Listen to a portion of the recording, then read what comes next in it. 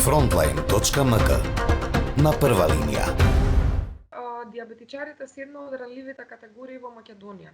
Може ли да не кажете со какви предизвици се соочуваат диабетичарите во ова време на пандемија? Значи, во времето на пандемија, лицата со диабетес се со намален имунитет и затоа се стави од Светска здравствена организација листа со лица кои што се хронични заболувања и мора да бидат заштитени, превенирани во однос на пандемијата од COVID-19, односно коронавирусот. Ако знаеме дека стресот, начинот на исхрана и недвижењето се една од причините за добивање диабетес, што им препорачувате на тие граѓани? Значи, како да ја надокнадат физичката активност, што нели се препорачува за согорување на калориите во ова време, кога има ограничено движење? Значи, ние од првиот ден, како Сојуз на Сдружение на диабетичари на Македонија, се вклучивме во препораките, во пораките, во комуникација со надлежните институции здравствени и властата, за што да се превенира, како да се постапува. За лицата со диабетес на нашите групи, веќе им дадовме едукативни флаери, брошури кои што се подели електронски. Денес почнавме да дистрибуираме видео пораки од докторите, од специјалистите, на кои што на сите лица им препорачуваме и во домашни услови, најмалку 3 пати во денот по 30 дена движење. Почнувајќи од лесни вежби, кои што ги пронаоѓавме на видеоклипови, ги дистрибуиравме, вклучувајќи на крајно, нели ние како Македонија се знае дека сме со орото познати, играње оро по домашни услови заради тоа што најдобро се раздвижува телото, односно се вклучува нели потрошувачката на јаглихидратите, односно калориите. И секако користење на сончевите периоди во денот, од тараси, во дворови и така натака. Може ли да не кажете како се движи бројот на лица со диабет пред и откако е започната оваа пандемија? Значи, дали има некаква драстично отстапување во бројките? Така, пред започнати пандемијата, ние имавме 125.000 лица за регистрирани во Република Македонија како лица со диабетес, кои што се од кои околу 45 до 50.000 инсулин зависни. Посебно тие се ризична група, затоа што имаат вообичаени коморбидитети и неслучајно се на листата и во државата кои што се ослободени од работа, односно треба да седат дома. Сега во овој период немаме нова бројна состојба, затоа што во вонредна состојба, посветеноста на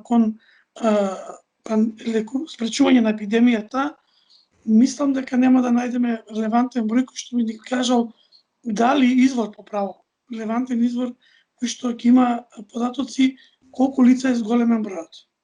Може ли да ни кажете исто во ваква вонредна ситуација, дали мислите дека нашето здравство има обезбедено доволно терапија за диабетичарите? Да, бидејќи според информациите кои што ги располагам јас и Сојузот, што од првиот ден се вклучивме точно во таа насока, да се обезбеди терапија за секое лице до мај месец и се обезбеди, се дистрибуираат до инсулинските аптеки. Нормално некаде постоеја технички проблеми, пречки, тоа секојдневно го решаваме, но во принцип сите лица се покриени со терапија, особено инсулин зависните лица и онаа со таблетарната терапија. Дали може да ни кажете кои се активностите на Сојузот на Сдружение на диабетичари во Македонија во вакви услови на пандемија? Значи, како што веќе споменав, од првиот ден заедно со Националната комисија за диабетес, со Универзитетската клиника, со научното сдружение подготвивме флаери, препораки, пативме барање до Министерството за здравство, кои што ни беа прифатени за ослободување на лицата со коморбидитет, инсулин зависни или лица кои што имаат и намален имунитет, а се лица со диабетес, да бидат дома, да бидат нели во уредбата за ослободување, за набавка на терапијата, за начинот на дистрибуција на налозите кои што ги издаваат докторите, че ние уште од првиот ден веднаш со Националната комисија воспоставија во здравствениот систем нов начин на дистрибуција, че лицата со диабетес преку телефон или електронска пошта добиваа во комуникација со специјалистот, ендокринолог, добиваа налози електронски и лицата одат само во инсулинска аптека да земат со лична карта или со матичен број да ја подигнат својата терапија со инсулинот. Дури не мора лицата со диабетес, него некој член на семејството. Понатаки се погриживме да им пружаме помош директно во комуникација, кој не се снашол. Случајот или инцидент во смисла краткиот период на интернет паѓањето во Скопје. Исто беше следено дека се работеше за кратки инциденца кога продолжи повторно делењето на терапијата во соодветен период. Нормално тие лица не треба да шетаат, меѓутоа и тоа се случува, технологијата знаете затај, но во принцип според нашите активности не успеавме само да се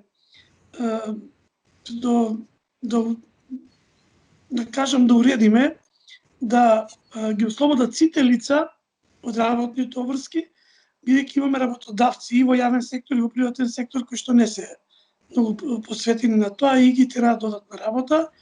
Меѓутоа тука патувавме апел до синдикатите да се појават, затоа што таа работа мислам дека треба да си ја следат и синдикатите. Ние колку можевме, согласно вонредната состојба, побаравме, апелиравме да бидат пуштени тие лица од работните обврски. На крајот се извинувам, денешните видеа кои што ќе ги дистрибуираме, клипови кои што ќе бидат, еве апел јавен, повикувам до националните телевизии, до порталите, кога ќе бидат доставени кои сака, бидејќи средства се многу слабо, доколку сакаат и чувствуваат потреба како општествено одговорни да ги објават оние што ќе проценат да бидат поставени. Frontline.mk. На прва линија.